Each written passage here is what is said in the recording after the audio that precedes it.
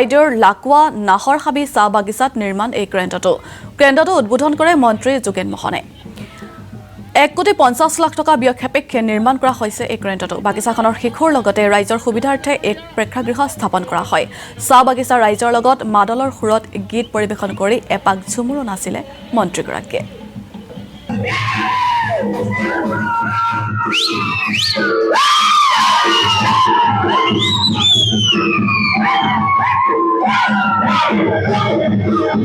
মহাপ্ৰভু জগন্নাথৰ public hall and skill centre আমাৰ অসমৰ প্ৰতিখন বাগিচাতে অসম চৰকাৰৰ মাননীয় মুখ্যমন্ত্ৰী ডক্টৰ হিমন্ত বিশ্ব শৰ্মা ডাঙৰীয়াৰ নেতৃত্বত চৰকাৰখনৰ এইবিলাক নিৰ্মাণৰ কাম চলি আছে। আৰু ই চৰাইদেউ জিলা মাহমৰা সমষ্টি মই দুখন বাগিচাৰ প্ৰথমে ডিপলিং চাহ বাগিচা আৰু দ্বিতীয়তে নাহৰবি বাগিচাত দুটাকৈ এনেধৰণৰ স্কিল এণ্ড কমিউনিটি হলৰ মই উদ্বোধন কৰিছোঁ।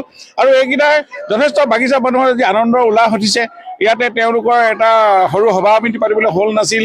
বিভিন্ন ধৰণৰ তেওঁলোকৰ বাৰ্থডে হওক বা অন্যান্যৰ সৰু সৰু বিবাহকে হওক অন্যান্যৰ গোটসমূহ বা সংগঠনসমূহৰ সভা সমিতি পতাৰ ক্ষেত্ৰত এই প্ৰেক্ষাগৃহতে যথেষ্টখিনি সহায় কৰিব। আৰু লগতে যিখিনি আমি স্কিল যিখিনি ল'ৰা ছোৱালী আজি কাঠ মিস্ত্ৰী হওক বা পকা মিস্ত্ৰী হওক বাগিচাত যথেষ্ট আছে, তেওঁলোকক স্কিল কৰি তোলাত ডিপাৰ্টমেণ্টবিলাকে ইয়াতে এইবিলাক ট্ৰেইনিং দিব পাৰিব। গতিকে এনেকুৱা ধৰণৰ বহুমুখী এটা উদ্দেশ্য লৈ এইবিলাক অসম চৰকাৰে নিৰ্মাণ কৰিছে। আৰু চৰকাৰখনৰ আমাৰ ইয়াতে 13টা আছে। আমি এই কেইদিনতে আমি গোটেইকেইটাই উন্মোচন কৰি দিম। মই এটাইসকলক ধন্যবাদ জনাইছোঁ। আজি CDC আছে, ডিপাৰ্টমেণ্টৰ ইঞ্জিনিয়াৰসকল আৰু কণ্ট্ৰেক্টাৰসকলে ধুনীয়াকৈ তেওঁলোকে কোনো অকণমান হেমাহি নকৰাকৈ কামখিনি নিৰ্মাণ কৰি উলিয়াইছে।